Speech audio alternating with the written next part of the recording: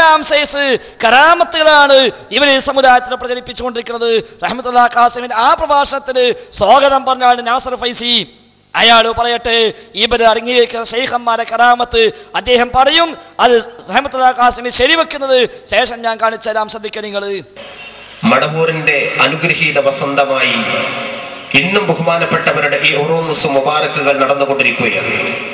ചില ആളുകൾക്ക് അപശബ്ദങ്ങൾ ഉണ്ടാവും. ബഹുമാനപ്പെട്ട CM വലിയുല്ലാഹിയുടെ മഖാമിന്റെ ഉറൂസ് മാത്രമല്ല, കേരളത്തിൽ എവിടെയൊക്കെ മഖാമുകളുടെ ഉറൂസുകൾ നടക്കുന്നുണ്ടോ അപ്പോഴേക്കും ഇറങ്ങാൻ ചില വാറോലകൾ കടന്നു വരും. ബിദ്അത്താണ് ഉറൂസുകൾ എന്ന് പറഞ്ഞ് ആക്ഷേപിക്കും. ഞാൻ അതേ സംബന്ധിച്ചുകൊണ്ട് വിശദീകരിക്കുന്നില്ല. പക്ഷെ ഒരു കാര്യം, ബഹുമാനപ്പെട്ട അള്ളാഹുവിന്റെ ഔലിയാക്കന്മാരെ തിരിച്ചറിയാൻ ഒരു ഉൾക്കാഴ്ച, അകക്കണ്ണ് ഇവർക്ക് അല്ലാഹു കൊടുത്തിട്ടില്ല എന്നതാണ് അവരുടെ ഈ ജഹാലത്തിന്റെ വർധനവ് അറിയിച്ചുകൊണ്ടിരിക്കുന്നത്.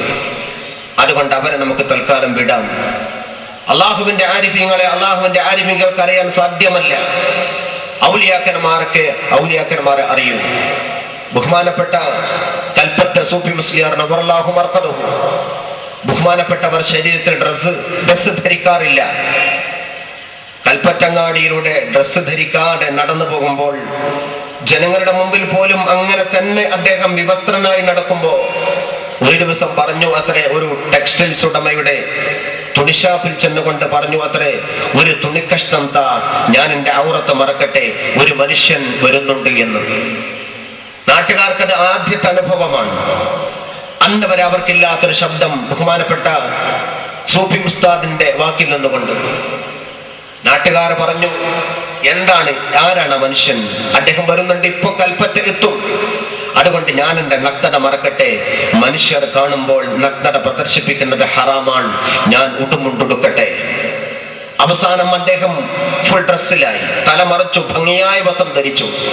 അല്പം കഴിഞ്ഞപ്പോഴേക്കും ആ കൽപ്പറ്റയിൽ വന്നിറങ്ങി ബഹുമാനപ്പെട്ട CM വലിയുല്ലാഹി നവറല്ലാഹു മർഖദഹു. ഔലിയാക്കന്മാരെ അറിയൂ എന്നതിന്റെ പ്രകടമാണ്.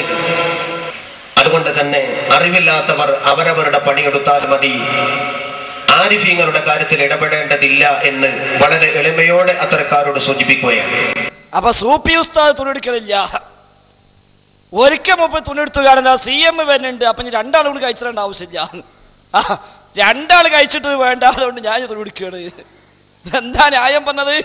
ഔലിയാക്കന്മാർക്കേ മനസ്സിലാവുള്ളൂ. ശരിയാണ്, സംശയമൊന്നുമില്ല. സംഗതി രണ്ട് ഭ്രാന്തന്മാരാണ്. ഒരുത്ത ഉടുക്കാതെ നടക്കുമ്പോൾ മറ്റോ പേരുണ്ട്. അപ്പം എന്തിനാ ഇപ്പം രണ്ടാളിങ്ങനെ ഭ്രാന്തന്മാരെങ്ങനെ ഓയ്ക്ക് ഇന്ന് ചെയ്യാന്നില്ല, അപ്പം എന്താ ടെക്സ്റ്റൈൽസിൽ പോയിട്ട് തുണിയുണ്ടോ, ഞാൻ ഉടുക്കട്ടെ, കാരണം എന്താ മറ്റോ കഴിച്ചിട്ടാ പിന്നെ അപ്പം ഇപ്പം ഞാൻ എന്തിനാ അങ്ങനെ?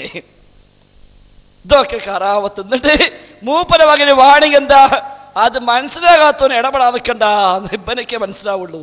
അപ്പൊ ഔലിയാക്കന്മാർക്ക് തിരിയൂ. പിന്നെ എങ്ങനെ നാസർ ഫൈസിക്ക് തിരിഞ്ഞത്?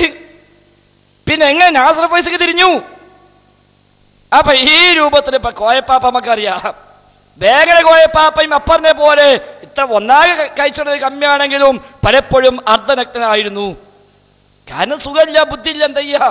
അയ്യപ്പെട്ട CM ഒക്കെ, അയ്യപ്പെട്ട സൂഫി ഉസ്താദ്, അതൊക്കെ എന്താ സംഗതി? ഓലക്കട് മരിച്ചപ്പോ ഓലൊക്കെ ഖബറ് കിട്ടിയത് ബർക്ക കിട്ടിയത്. അപ്പൊ അതൊക്കെ ഉസ്താദുമാരായും ചിത്രീകരിക്കാം.